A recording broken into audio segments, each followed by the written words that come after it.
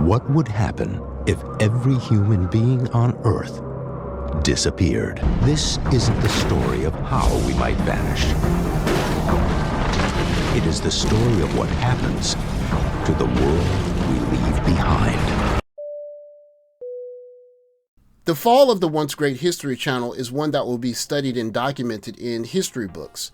Gone are the days where you can turn on a show like Modern Marvels that would tell us about the technology and science that was necessary to create the conveniences that we enjoy in modern life. These kinds of shows have been replaced with shows about people going around the country and looking for antiques. Shows about aliens and how they are integral to our lives even if we can't see them. Or premiere shows like Pawn Stars, where the previous mentioned antiques were then taken to pawn shops and researched and traded in for money. But when the History Channel did get it right, they knocked it out of the park with specials like Life After People. Okay, what's my biggest dating red flag? You know what's so crazy? I was gonna say men. They're trying to make boys, especially black boys, into little white girls and emote just like them and talk just like them. And we actually see this in the, in films, right? In the films like the Woman King and Black Panther and yada yada yada, right? Where you're trying to make men express themselves like females. Of course, it goes without saying, salute to Dr. T. Johnson and BGS IBMOR. Here they're speaking about emotional labor, or more specifically, the differences in how men and women emote. And in order to supply emotional labor, to have this emotional intelligence that everyone is speaking about, you have to understand the differences in how men and women emote, which they're speaking about here. Yeah, that's the only model that's acceptable. Yes. To deal with your emotions, and the subtext is to be considered an adult, to be considered balanced and mature. You have to have, developed a maturity about handling your emotions. But the only model we seem to accept for that is how women do it. So if you're not emoting like a woman, you're immature, you're primal, and you're repressing your emotions. That's the hardest thing to actually tell women, especially, is that we're not the same. It does make a difference. The performance makes a difference. How we emote is different, okay? And just because you don't see it as emoting or expressing our feelings doesn't mean that they're not doing it. When I actually showed us officers and gentlemen, in like 10 words, they express a whole range of emotions in 10 words. Mm-hmm. Sure. Sometimes in just a look. In just a look, yes. Honestly, I don't really believe the not all men, because if it wasn't all men, the men preaching not all men would be going after the men that we're talking about. But they're not, because they don't care. Why? Because it's all men. So I came up with this one night. I was sitting watching a movie. I'm about to explain it to you. And this is where I started to think about the way men demonstrate emotional labor. So Here we go. Black men and their ignored emotional labor in relationships. Just had a strange flashback. I'm watching a film dealing with a married couple who could not have children. At every street corner they walked by women with babies and baby carriers, or received letters from family members who have just had babies. At each instance, the wife nearly collapses in tears, unless the husband gently redirects her before she even comes into contact with such situations. Dr. T. Johnson is about to explain his definition of what emotional labor is. But in order to understand fully what emotional labor is, it's important to see an interaction absent of it.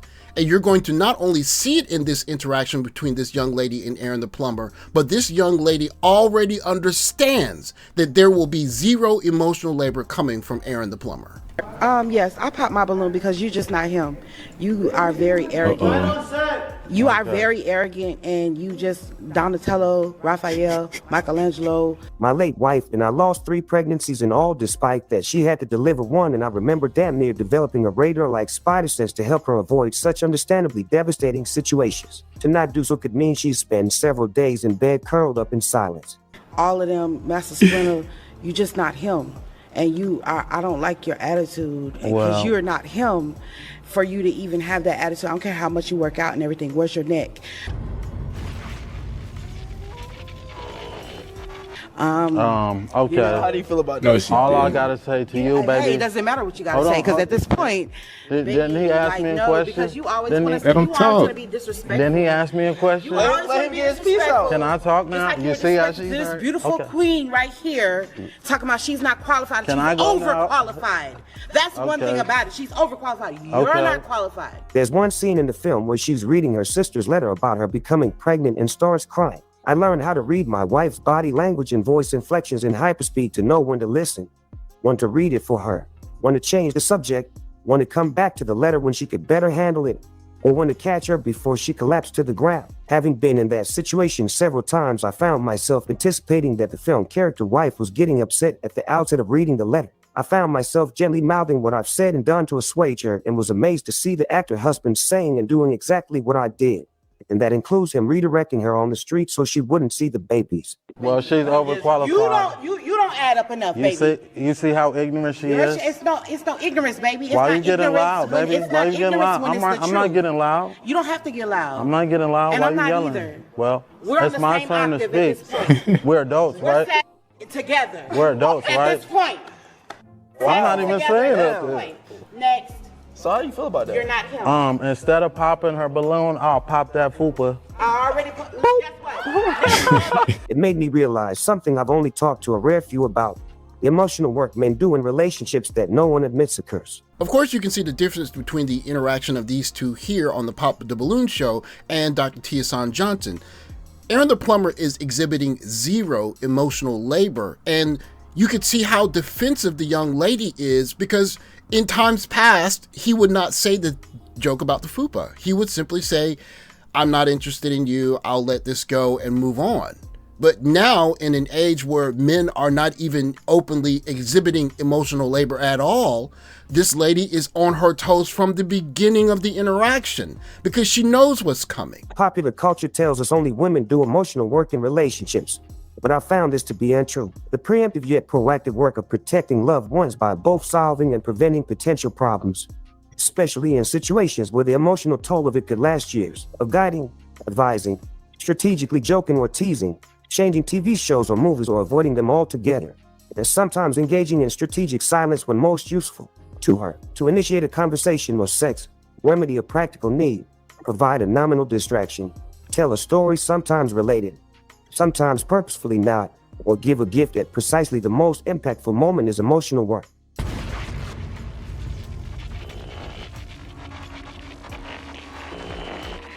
I'm tired of lying to people. Everybody be like, why are you single? Why are you single? Why you don't got no man? Cause I ain't shit, ho. I ain't gonna lie. I am not shit. I won't ever be shit. I'm not. I don't know what to tell you. Blame all my old. I'm sorry. It's inevitable in today's climate that some will call this controlling or patriarchal. Here I find that certain patriarchal gestures are welcomed by women when it serves them, be it personal or political, but it didn't develop in a vacuum. I noticed that it was actually requested by my wife without words, at first with a lonely tear-soaked stare. It came to be something she relied on. It came to be something she relied on. It came to be something she relied on. Do you want to know if a man likes you? No. Do you want to know if a man finds you attractive? No. Do you want to know if a man respects you? No. Do you want to know what a man really thinks about you? No. If you've ever been in a relationship with a woman, you understand what emotional labor is. When she puts on a dress and maybe it's not your favorite dress, you say something that's going to make her feel better because that's part of the job. When she's feeling a bit down because of what's going on with her day, you sit and listen to her.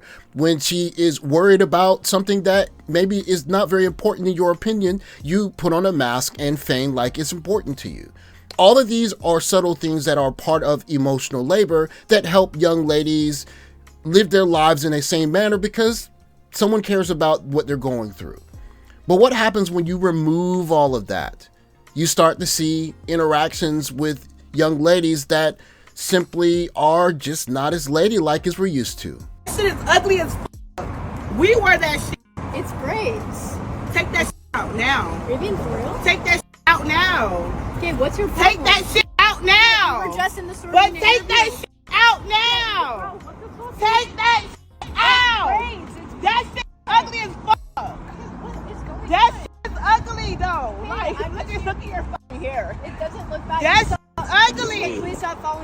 We never spoke it aloud. It just was needed and performed and thus came into existence. This is marriage after all, and such happens organically. It became like a dance we did that she trusted me to lead so she didn't have to keep putting herself back together again from scratch. Still, if you speak of it, even amongst men, she's been gone for 13 years and I'm just now acknowledging that I used to do this because of a damn movie.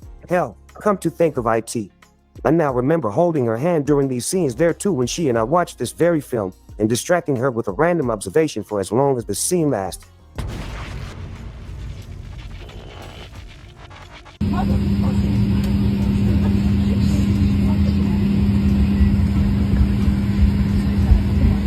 You guys okay?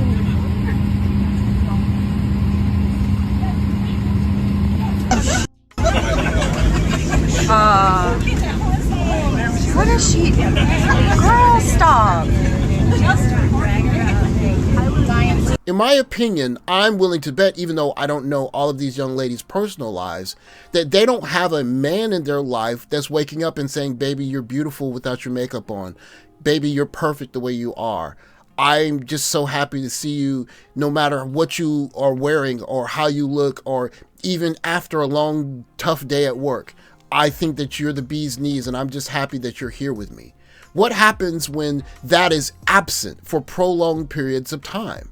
Something that, as Dr. Tiasan Johnson tells us, is severely unappreciated. Fellas, we must learn to overcome this silence. If we're valued and judged by invisible emotional labor performed in service to our lovers/wives, then we should speak it aloud and clarify its nature.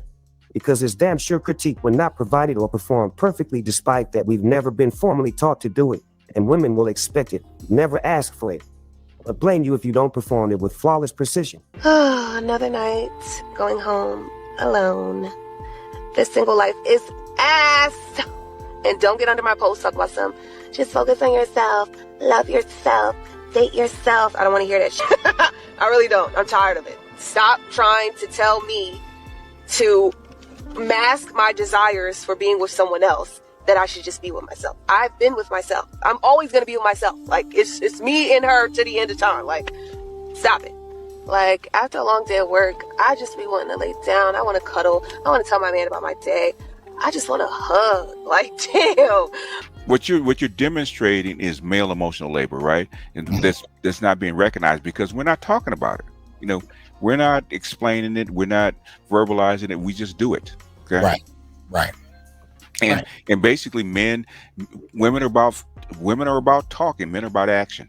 Like, how am I going to say this where she's not going to be offended by what I'm saying? And if she's the issue that I'm going to bring up, I got to say it in a way that is not going to hurt her feelings. So I'm not here patting her back while she's crying about the problems that I'm trying to bring up. Like, so you got to think about all of these things, and then you got to wait for the right time, because depending on what it is, you can't just come out and just drop it when you're ready for it.